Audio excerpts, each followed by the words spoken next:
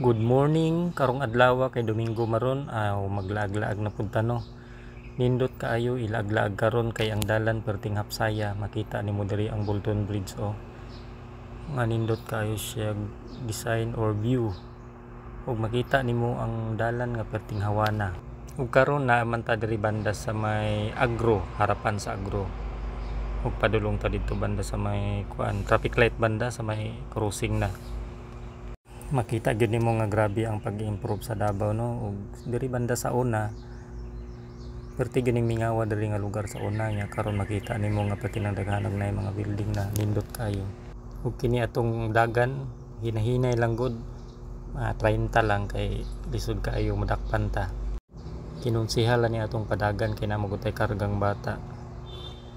Karon bibo na kaayo ang ikula no, ug makita nimo nga tan-awa daghan kay mga building nakatukod ug daghan na pud kayo mga kondo diring dapita. Ing ana ka improve ang Davao. Ug karon doon na ta banda diri sa may traffic light no, malingian nimo diri sa kilid-kilid kung imong tan-awon na anay mga klase-klaseng mga establishment nga tukod ug nindot na kaindalan diri lapad na pud kaayo siya no. Daring dapita makita nimo ang mga dagko ng mga building nga nagtapad-tapad mo ni ang John Paul eskwelahan siya nya ug kini makita nimo ning lapad nga dalan diri nga kuha na siya daghang kay mga kahoyan nya bugnaw kaayo diri banda kay ang mga kahoy labong kaayo ug na kay makita diri mga dagko nga building mao ni ang kuan kining gitawag nilang Birdon mo ni ang isa sa dako pud nga kondo diri banda sa Ikulan.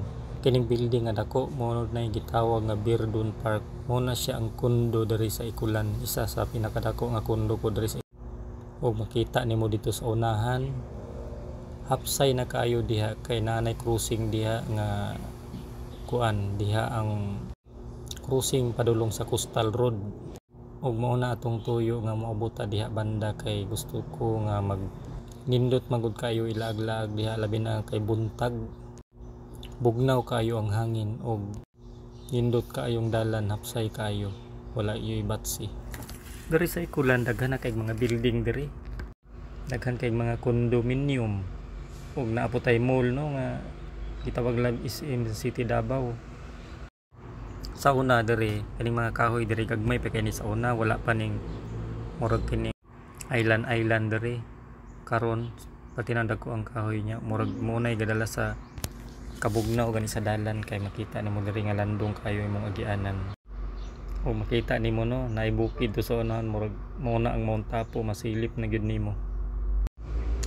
Padayon lang ta hinahinay lang ta hantud maabot ta dito sa crossing kaya ato mga plano muliko ta diha banda sa may padulong ta Coastal Road ya nakita namo diri nga dili maday pasudlan no kay may event ambot no sa kanay nga event niya ang katong dalan gipangharangan gani muna nga diri na lang yun ta kutob balik na lang mi.